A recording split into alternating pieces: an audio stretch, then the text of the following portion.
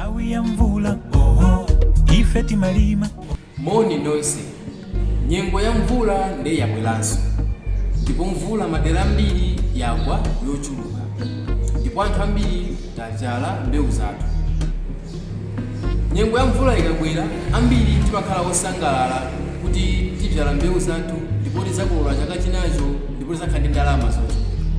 Komatu pamene tikusangalala kuti mvula yabwera, mvula nayo imadza ndi zinthu zosiyanasiyana zimenenso zimatha kukhala chiopsezo ku miyoyo yathu.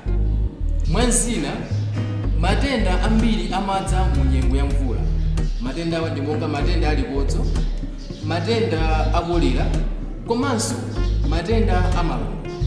Izi zimabwera kamba nga chinyontho chimene chili m'madera mwathu komanso zithaphwi zimene zili m'madera mwathu. Tikhala tikugawana zina mwa njira zomwe tingapewere matenda amene atchulidwawo. Khalani pompo kuti musaphonyane ndi zomwe tizigawana pamodzi pano. Ife timalima, titumolimbika, tsiku lina tidzatu